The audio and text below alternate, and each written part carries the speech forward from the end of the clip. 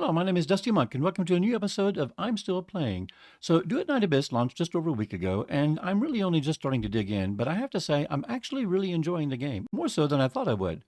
But as I've been playing and making my way through the game, I have come across a few systems that I just straight up did not grok. And even though content creators have been falling all over themselves out to rush out this beginner's guide or that, none of them actually explain to a level that I really understood some of the game's basic systems. So that's what I'm here to do today.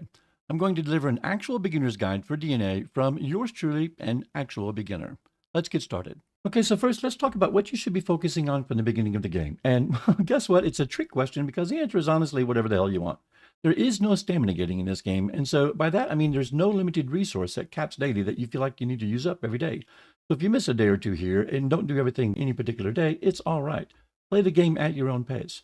I will say though that most of the guides say, and I do agree, that during the early part of the game, which as you can see, I am still very clearly in, you should really be focusing on the main story quests and the side quests.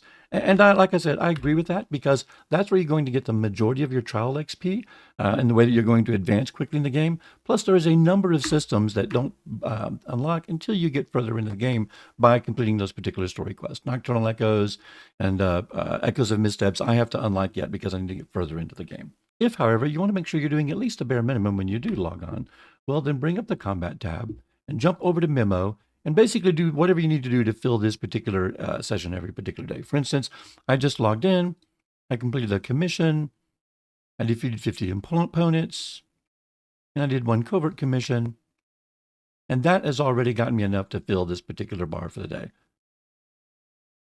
And then in addition to that, that's sort of your dailies right there. If you go to your battle pass, which is called the Bardic Tome, and then look at your Bardic Inspiration, you can do some of these things as well. If you can, try to complete each of these each day. And that's going to move you towards completing the battle pass. And of course, progression on the battle pass is always a good thing. And that's really it. Those are the main things that you want to be focusing on at the beginning, early of the game. More advanced guides. And once you've gotten past level 50 or so, the more advanced guides will really talk about all of the types of commissions you want to run every day and how you're going to spend your time grinding for characters and grinding for weapons and sort of putting an emphasis and a focus on how to build your teams. But just early on, when you first pick up the game, really and truly play through that main story quest, do those side quests, and do your dailies every day. And then, make sure you're on top of any particular timed events that might come in. You go to the events tab, right? You've got some friendly games here that are going on. This expires in 13 days. So just be aware of any timed events that are happening. The Ode to the Bloom is a 14-day trial for me right now, where I am. And so, like any online game, there are going to be events that come and go, but there's no stamina that gates daily. And so there is no impetus for you to feel like you have to log on and play every day or you're going to be losing out on opportunity. Okay, so the next thing I'm going to talk about are weapons and characters, and not necessarily how you acquire them, although I will get to that, but how they interact. Now, I've been told that this is a lot like Warframe, right? But actually, I never played Warframe because back then, well, it was all Warframe and no waifu, and so I'm like, well, there's nothing here for me. But I have played a lot of RPGs, and I've played a lot of gacha and MMOs, and I got to say, this system is unlike any system I've ever played. In fact, except for maybe Warframe, but I didn't play that. So let me explain how this works, because the game itself does not do a really good job of explaining how this works. When you're in your armory and you're looking at your character, and you're looking at your characters, and you want to select a weapon for a particular character. Now, typically, what you would do is you'd be like, okay, I'm going to select this character, and I'm going to give them the weapons that I want them to use. But you'll notice in the collections of things about those particular characters, weapons are not included here. All right. So there is no weapon selection here. And the reason for that is that when you're selecting a melee weapon and a ranged weapon, you're selecting the weapon for the deployed character, regardless of what that character is. And that's the important thing to understand. Let me explain. So Berenica, for instance, she prefers swords and dual pistols. And now you'll notice each character has a collection as basically a preferred weapon. And I haven't found anything that actually spells out what the bonuses that you get for them using the preferred weapon are. But I have, through the internet, been assured that you do want them using the preferred weapon where possible. However, though, I think the bonuses are small enough. All indications are that that is the case, because every character in Do It Night Abyss can equip any weapon. And that's kind of the big beauty of this system, right? Is that all the characters can equip any weapon. In fact, what I'm hearing, from over at Reddit, a reliable source if ever there was one, is that polearms are all the rage right now. So all of your melee characters are equipping polearms. But be that as it may, the story is that you want them to try to use the preferred weapon that you can. So Berenica, right here, I've got melee weapons, all right? And say, for instance, I wanted her to use a great sword. Well, let's say she was equipped with a great sword. Now, I wanted her to use the sword. And one thing you can do that's kind of nice is that for whatever character you have currently deployed here, is that if you go down here and you select on this little icon, and then you select these are weapon categories. You select the weapon category. The thumbs up is the ones that weapon, that character would prefer. So I'm like, oh, hey, here's the sword that I currently have. So I'll select that. And then I equip that. Okay, so now Berenica is equipped with the greatsword, right? Or with the sword, right? Let's do the ranged weapon.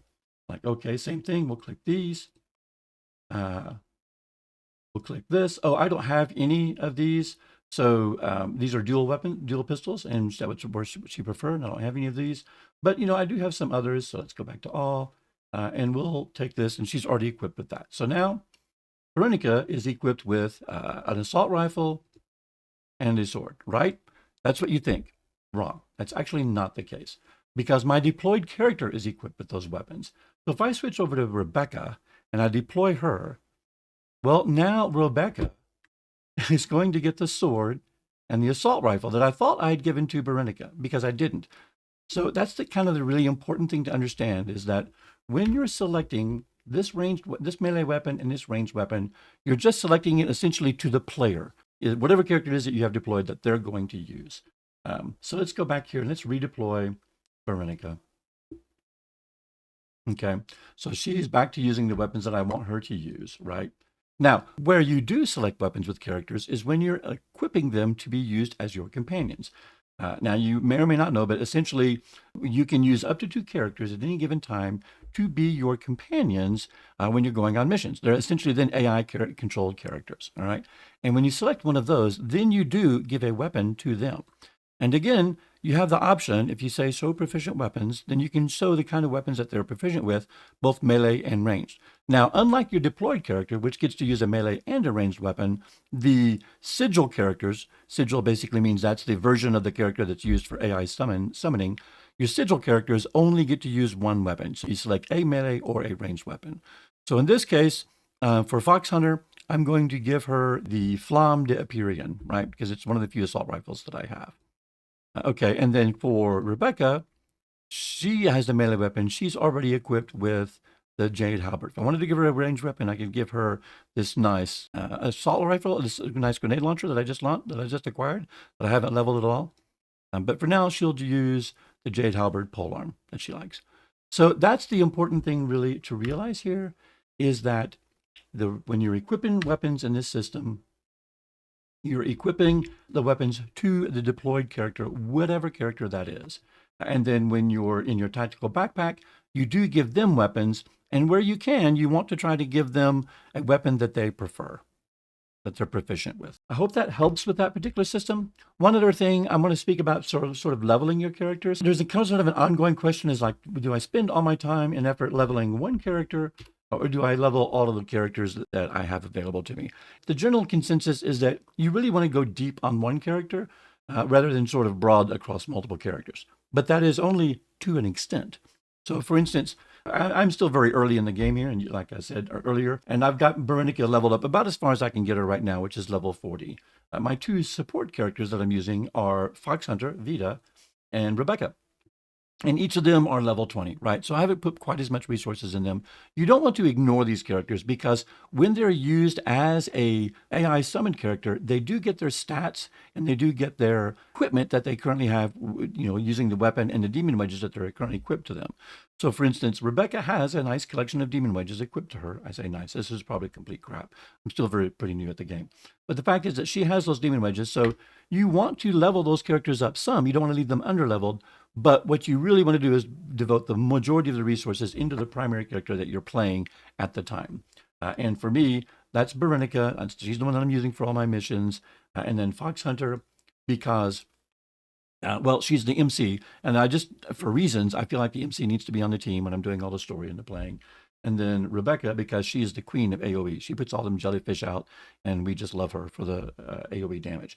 Now, one little thing additionally about the characters while I'm on the screen here for the armory that you may or may not have picked up on, but each character has these little attributes here. And if you click this right here, it'll tell you what those attributes are And then, her little icon there says that those are the attributes that she's using.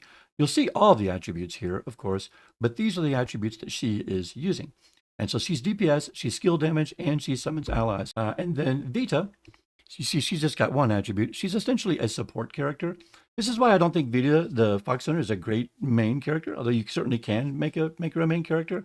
But that's why I think most people are running with Veronica or Rebecca as their main characters, even through the early story, because unlike Withering Waves or Honkai Star Rail, the MC character is not that great of a character in terms of combat-wise, combat proficiency. So, but she's great for support, and she provides buffs, so that's why I keep her on the team. Plus, she's the MC, and I'm going to have the MC on the team somewhere.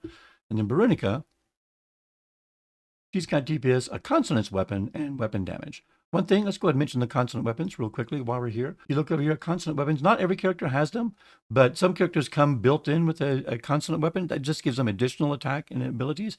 Consonant weapons have their own set of demon wedges, and you have to go to do a special kind of mission for the demon wedges. I'm not going to go into that because that gets out of the true beginner's guide thing. I just wanted to mention consonant weapons is that yet it's a third kind of weapon that comes pre-equipped. You can't change it. Can't swap it. That is a character, a weapon that is truly attached to that character. So you're always going to use that. Okay, so the next thing we want to talk about is character acquisition. Now, as you guys almost certainly already know, they removed the character gacha and the weapon gacha from Duet Night Abyss just shortly before the game came out. Well, a few months before the game came out. And so what they've replaced it, though, is with this interminable grind. And I mean, I don't know that it's that bad, but there's certainly, you're going to need to play the game and play the game a lot, or you can buy the character straight up with hard currency from the store. Let me show you what I'm talking about.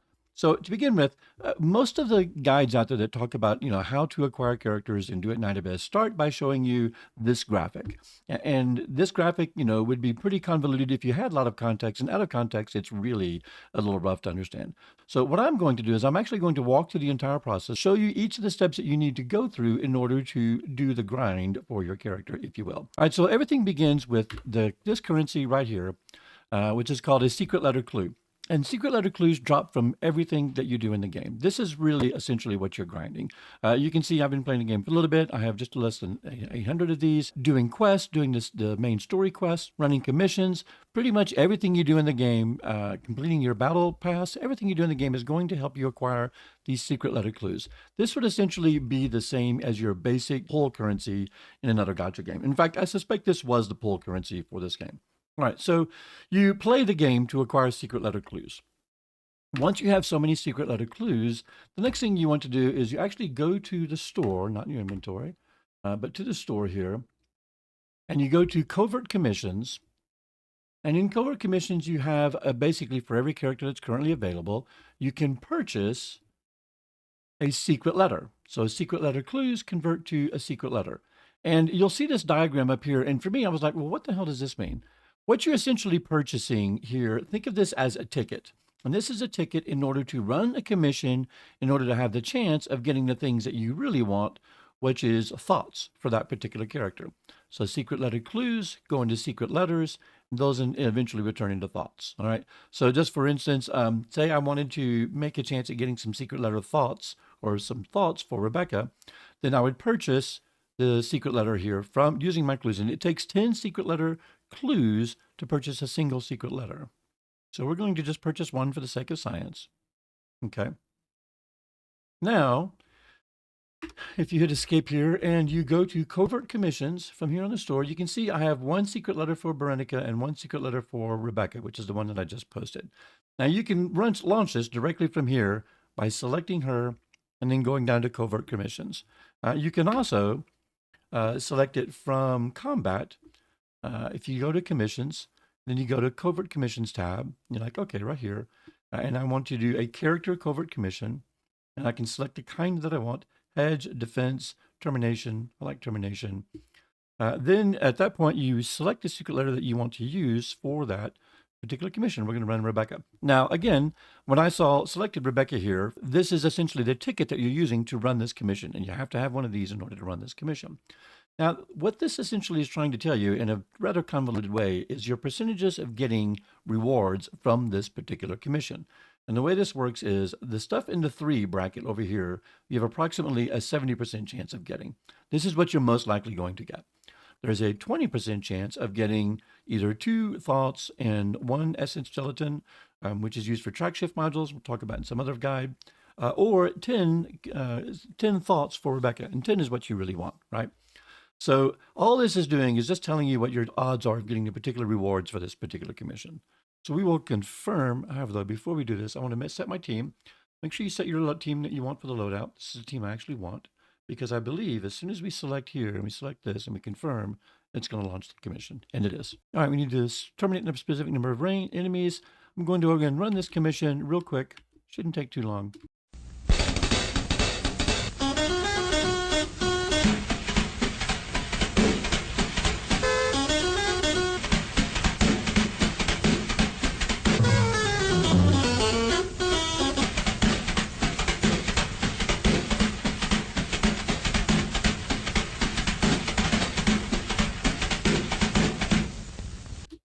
Don't care about those enemies. We're done with the mission.